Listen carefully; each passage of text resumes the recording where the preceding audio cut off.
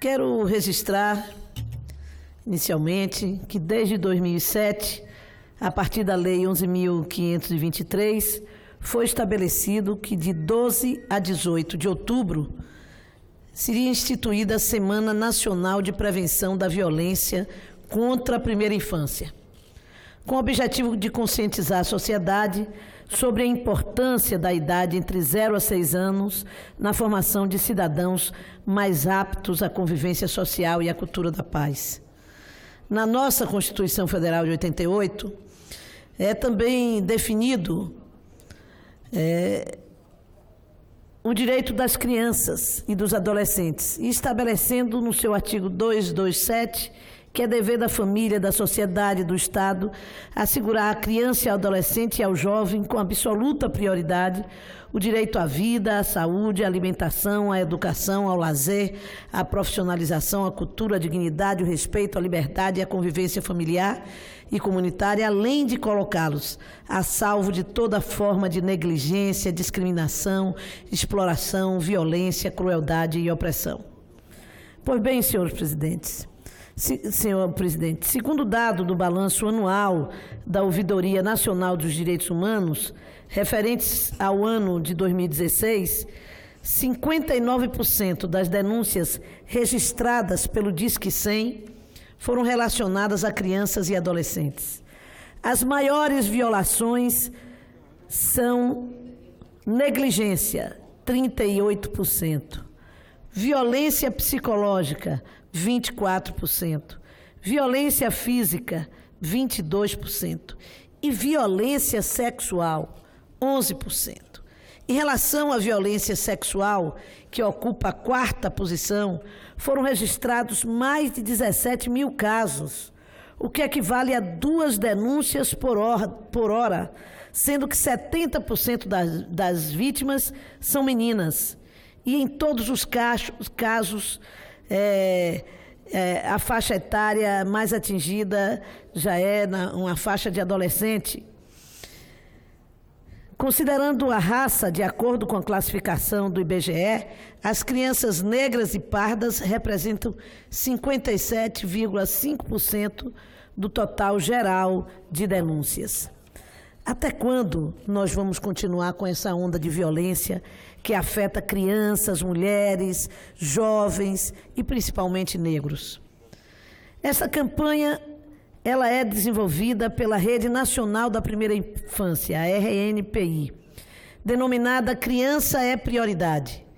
E ela apontou os principais pontos que devem ser defendidos por todos os candidatos à presidência da República, como também foram entregues agendas para os governos do Estado, os principais candidatos e até candidatos ao Senado em cada estado, para garantir a salvaguarda dos direitos de nossas crianças e adolescentes e a proteção à primeira infância. O principal objetivo da campanha é fazer com que os direitos sejam realidade por meio do cumprimento das leis e políticas públicas integradas. A campanha é feita por uma coalizão de entidades que pede o engajamento federal na efetivação e fortalecimento de leis e planos nacionais para a proteção de crianças e adolescentes, além da elaboração de um plano nacional para a redução das taxas de letalidade a todos os tipos de violação de direitos, bem como a criação de um banco de dados sobre a violência contra a criança, com destinação prioritária de recursos orçamentários para políticas de enfrentamento ao problema. Diversas entidades participam do comitê, entre os quais destaco o Fórum Nacional de Prevenção e Erradicação do Trabalho Infantil, FNPET, o Fórum Nacional dos Direitos da Criança e do Adolescente, o DCA, o Comitê Nacional de Enfrentamento à Violência Sexual contra Crianças e Adolescentes, a Rede Temática de Garantia de Direitos das Crianças e Adolescentes, a Rede Nacional da Primeira Infância, a RNPI, os institutos Avante, Alana e Avisa Lá, o Centro de Defesa dos Direitos da Criança e do Adolescente, SEDECA, Tio Fund Brasil, Fundo para a Criança Tio UD Brasil, Fundação Abrinq pelos Direitos da Criança e do Adolescente, Instituto Brasileiro de Direitos da Criança e do Adolescente, o IBDCRIA, a BMP, o Safernet, Uniafro, núcleos universitários de pesquisa e extensão voltada ao tema da primeira infância, entre outros. É preciso dizer, no entanto, que a partir de 2016, os dados começaram a serem menos expostos pelo governo federal. Houve um encolhimento da preocupação do governo com as ações de primeira infância que marcaram os governos de Lula e Dilma, inclusive com o programa de atendimento em creches em todo o país. Não se pode desenvolver políticas públicas condizentes com a necessidade da população, com cortes orçamentários que somente no atual governo chegaram a 17% da diminuição do orçamento para a educação infantil. Portanto, senhora e senhores senadores, que essas instituições, com presença internacional e nacional, alertam para o risco do descuido com a primeira infância, que pode se agravar ainda mais no quadro de crise, no quadro dessa PEC que impede os recursos, o aumento de recursos para a educação, para a saúde, a chamada PEC da morte. E nesse quadro, onde um candidato, especialmente a presidente da República, não tem demonstrado nenhuma sensibilidade no seu programa em ampliar investimentos para garantir os direitos da criança.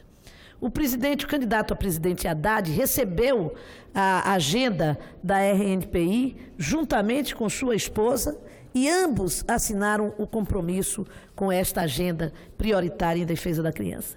Porque também, como ministro, o candidato Haddad teve ações importantes para garantir o fortalecimento da educação infantil no Brasil. Eu não estou trazendo esse tema buscando polarizar a eleição com vistas nessa agenda, mas é impossível tratar de uma agenda que é uma agenda de importância para o futuro do Brasil, das novas gerações, já que a primeira infância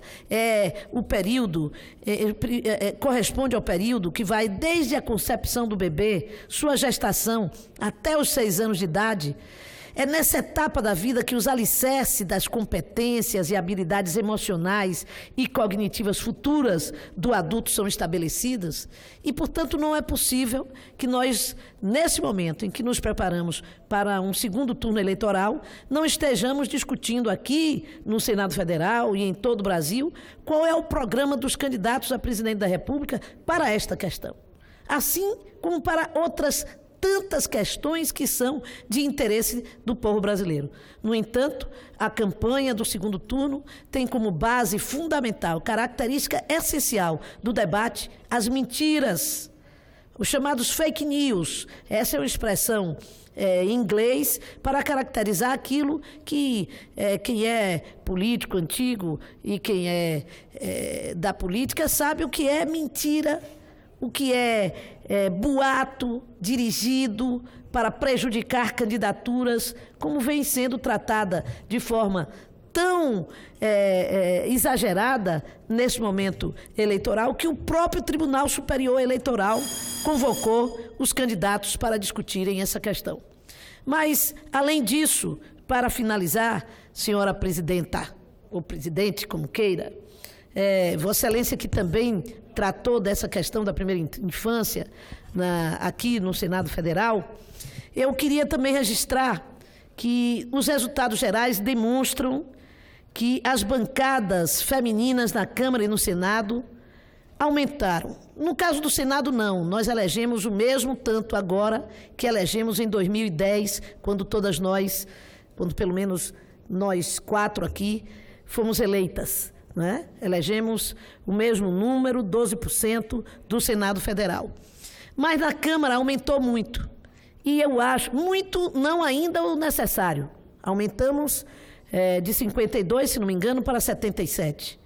Ainda distante daquilo que queremos. Não chegamos sequer a 30%.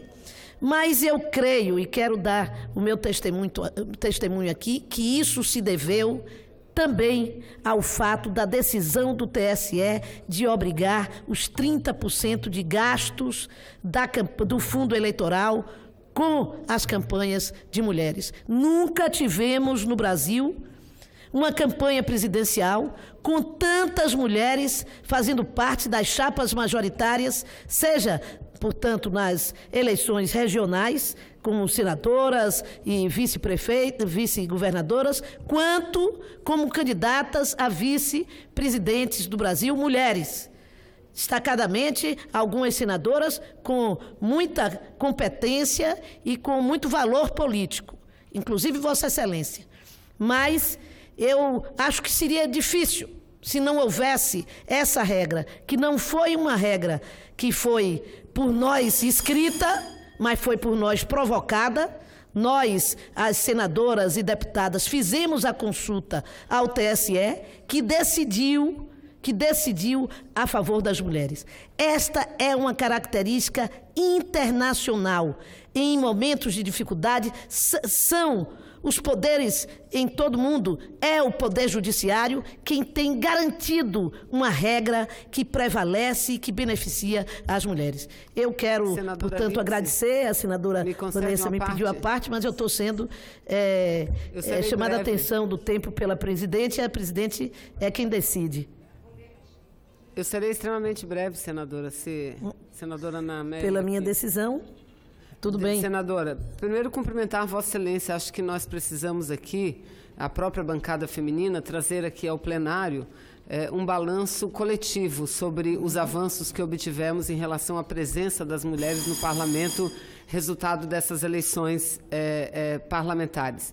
Senadora, como Vossa Excelência diz, estamos muito longe ainda daquilo que queremos, que é a paridade na política, ou seja, se somos a metade do eleitorado, queremos ser a metade também a ocupar essas cadeiras. Estamos longe disso, mas, por outro lado, foi nessas eleições que nós conquistamos o maior avanço. O maior avanço, nós pulamos na Câmara de Deputados de menos de 10% de participação para mais de 15%. E isso é muito importante, concordo com Vossa Excelência. Essa decisão que foi baseada numa ação inicial da bancada feminina, a decisão do Poder Judiciário de garantir os 30% no mínimo dos recursos para as mulheres, foi muito importante. Assim como o tempo de televisão, senadora.